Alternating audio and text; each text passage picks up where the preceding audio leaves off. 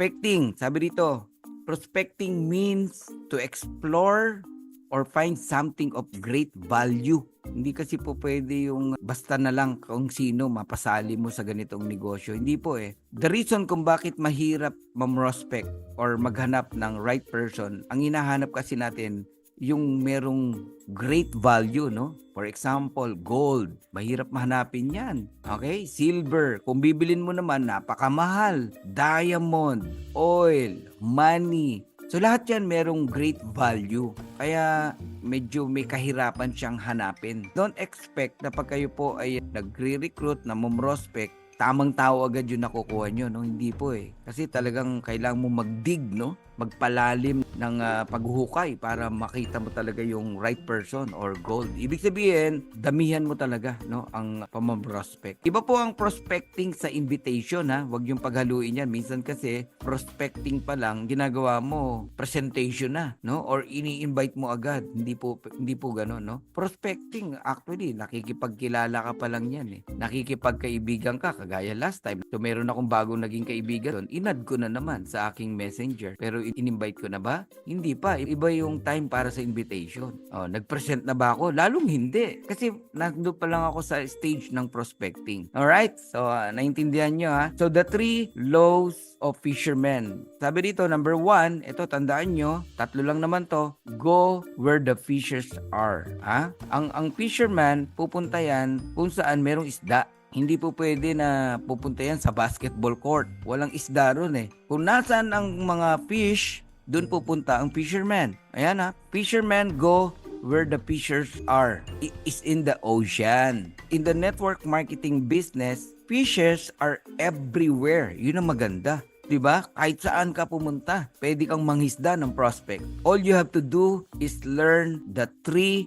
crucial skills for this system. Ano kaya tong 3 crucial skills na to? Yan ang kailangan nyo pong malaman at matutunan. So the first crucial skill is to see more people. So huwag kang magtago sa kwarto mo. Walang prospect dyan. Walang tao dyan. Huwag kang magtago sa living room, no? At manood na lang ng Netflix. Wala ka talaga mapaprospect dyan. Kung saan maraming tao, dun ka pumunta. Sumali ka sa mga organization. Pumunta ka sa mall. Kung merong mga halimbawa, exhibit. Ako, dami mong makukuha dyan. Mga calling card. Marami kang makikilala dyan. Pumunta ka lang sa kasa ng sasakyan. Tingin-tingin ka kunwari doon. May prospect ka na dun eh. Kasi may magbibigay sa iyo dyan ng mga leaflet, mga calling card. That is prospect. Okay? So, ang first crucial skills to see more people. Talk to anyone who will stand still long enough to listen to you. Ano yan eh, darating talaga yung tamang tao na talagang may makikinig sa'yo. Eh, huwag kang masasaktan ha, kung meron kang mga pinoprospect na parang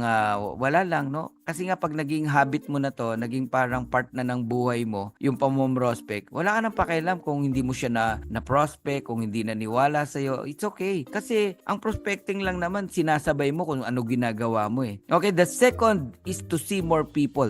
So keep calling people. You may be the best presenter in town, galing mo mag-present, ang ganda ng biz mo, but if you do not search for more prospect, magaling ka lang mag-present, pero wala kang downline, pero wala kang tao, hindi ka lumalaki, or hindi ka nag-rank up, kasi hindi ka nagpa-prospect eh. Ang gusto mo lang magturo. You will be out of the business, sabi no? And you can be an excellent dresser and have a great personality. Galing mo pang mag-English, but without significant volume of presentation, you will only be an average. Yung binabanggit dito na without significant volume of presentation is presentation na kung saan may prospect ka.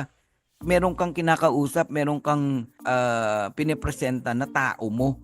Hindi yung, iba kasi yung nagte-training ka lang, kagaya ng ginagawa ko, nagte-training lang ako sa inyo, hindi to prospecting unless I have prospect or new one na nakikinig dito. Nagigets yung ibig ko sabihin. Okay? The third and the last crucial skill is to see more people. No? Many networkpreneurs just go along with the business and never teach their potential. So they think it is because they were not able to convince their prospect, but it is quite the opposite. They were not able to come across with the right prospect. Yun ang katotohanan nun. So that is a big difference. So talk to anyone and go where the fishers are. Hindi totoo na hindi ka magaling mag-convince. Hindi totoo na hindi ka magaling mag-present ng business. Maraming hindi magaling mag-present pero nagkakaroon ng downline because they see more people. They talk more people. Yung iba, galing mag-present pero walang napepresentan na bago, wala rin. Okay? So, numbers game talaga. So, do not ever get tired to tell your story. No? Storytelling is powerful. Kahit paulit-ulit lang yan yung kwento mo, mag-create kayo ng story, no? Totoong story, ha? Kahit simple story na nangyari sa'yo dito kay Live Good. Dati kang tindera sa Baclara, di ba? Tapos kumita ka sa Live Good, nagpi-50,000 ka. Story yan. Kahit ulit-ulitin mo lang yan, mamrospe ka ng mga kapwa mo tindera, kakilala, di ba? May magjo-join sa'yo.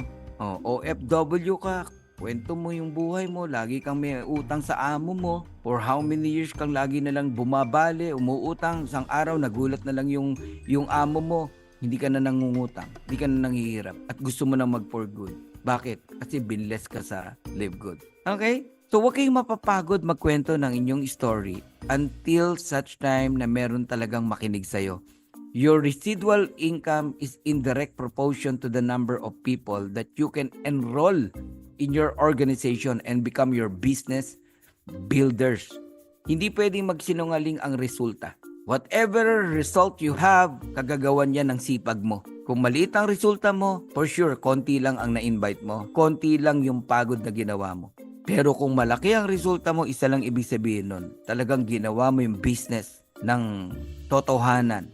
Marami ka talagang pinrospect, marami ka talagang kinausap at napasali sa negosyo na to.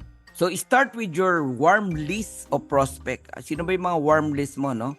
Family, talaga bang lahat ng family mo na sharean mo na? O family members, na sharean mo na ba talaga about Live Good? Sa family, isama mo dyan yung mga pinsan, mga relatives, no? Kamag-anak ng asawa mo, pinsan ng asawa mo, kapatid ng asawa mo. Baka dun pa lang ang dami pang di nakausap friends, ang dami niyan. Yung friends of friends, lalong napakadami niyan. Mga classmate mo, kaibigan ng classmate mo, kapatid ng classmate mo, ang dami po Depende pa yan sa edad mo. Classmate mo ng elementary, yung high school day mo, ilan ang natatandaan mo pang classmate? Mas marami yan kasi ibang sama ng high school college. Meron din, di ba? Ayun, associate, ito yung mga pwedeng nakasama mo na sa network marketing business sa dating company. Prospect yan. So, start with your warm list, no? Bago kayo pumunta sa mga cold list or strangers, yung mga hindi kilala. Minsan kasi, dami mo pang kilala. Nire-recruit mo na agad yung hindi mo kilala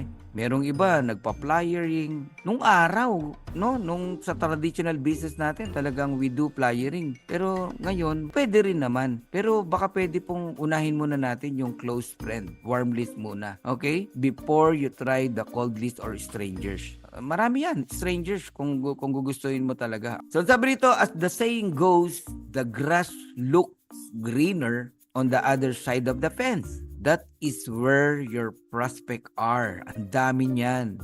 Ibuka mo lang yung mga mata mo. Tumingin ka sa kaliwa. Daming prospect, Tumingin ka sa kanan. Tumingin ka sa likuran. Ang dami. Akala mo lang wala. Ang totoo, hindi mo ginagawa. Okay? So the grass look greener on the other side of the fence. That is where your prospect are. You should offer this opportunity as a special gift to someone. Isang tip pa to When you do prospecting, when you share the opportunity, ang tamang mindset, ikaw nagbibigay ng special gift. O ba't ka masasaktan? Halimbawa, regaluhan kita ng phone. Ayaw mong tanggapin. Ba't ako masasaktan? Ikaw na nga binibigyan ko ng phone. Ayaw mo, wag, bibigay ko sa iba yung phone ko. Ang ino-offer natin sa Live Good, higit pa sa phone. Ang phone, part lang to ng kinita natin Opportunity, buong opportunity yung binibigay mo sa kanya. Binanggit ni Ben yan, di ba? Hindi mo kailangang i-depend sa pang iyong company. We are aligned, no? We have the right concept, right company, right system. All you have to do talaga is continue to share the mission.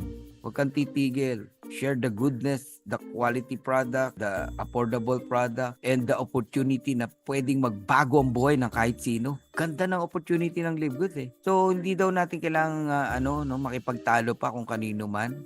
Yung mga nanggugulo, may ibang ginagawa, hayaan nyo na yon. Oo. Pero, protect your people. Yun lang naman ang sa akin. Kaya tayo nag-educate ng mga downlines natin to protect our people. Kawawa pagka lack of knowledge, na-share ng maling konsepto, na-share ng maling opportunity, nasilaw, nadala, kawawa.